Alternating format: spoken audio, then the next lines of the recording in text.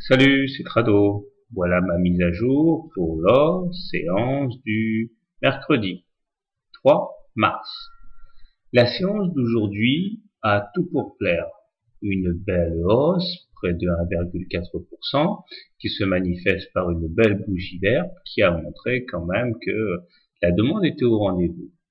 On peut aussi se féliciter du fait que nous avons transpercé la précédente résistance à 1132 et nous sommes en train de lutter actuellement pour parvenir à clôturer au-dessus, car effectivement il serait du plus mauvais effet de ne pas tenir cette victoire en clôture, ce qui montrerait que les haussiers ont perdu la main sur la fin de la séance. Ce serait vraiment de très mauvais aloi.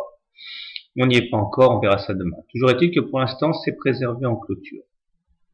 On notera également que la M7 commence à croître, que la M20 est déjà bien croissante, que la MACD continue d'augmenter, de monter.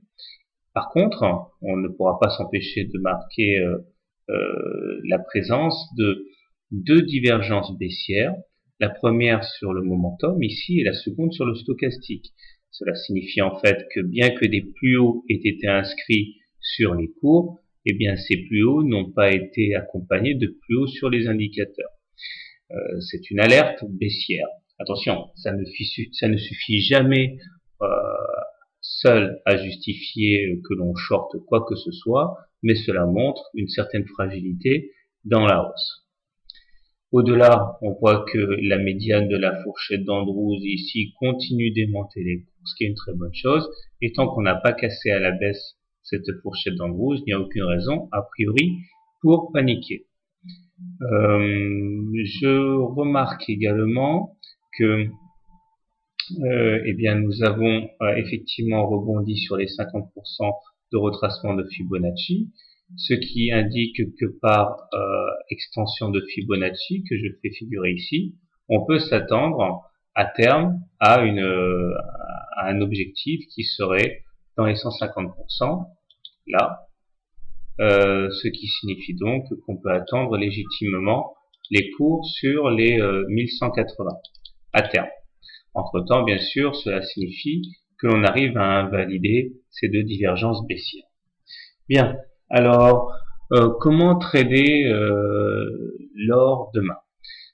Je pense que si je devais privilégier les trades haussiers, eh bien, de deux choses l'une. Soit j'achèterai au contact de la précédente résistance qui a été cassée, stop loss en cas de clôture sous les 1132 objectifs dynamiques, c'est-à-dire en l'occurrence aller chercher la Bollinger supérieure. D'ailleurs, lorsque le stochastique est au-dessus de son signal et que le MACD est au-dessus de son signal, cela plaide, comme je l'ai déjà dit hier, pour un objectif dynamique qui est la Bollinger supérieure. Je peux aussi également envisager, si la journée commence par une baisse, d'attendre un contact sur la M7 pour acheter. Stop loss en cas de clôture sous la M7. Objectif, retour sur les plus hauts à 1132.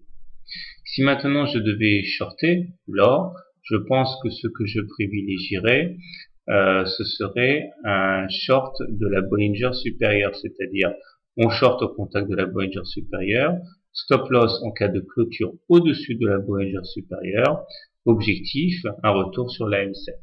Bon, il est clair que ce sont des trades qui peuvent être assez rémunérateurs, mais ici on est clairement en contre-tendance, donc ça présente un risque.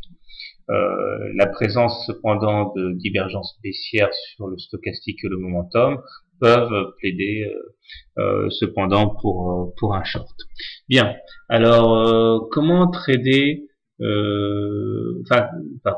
donc personnellement je donne la priorité au trade haussier, mais il faut pas oublier non plus, et j'y accorde beaucoup d'importance, la présence de ces deux divergences baissières. Donc il ne faut pas insister en cas de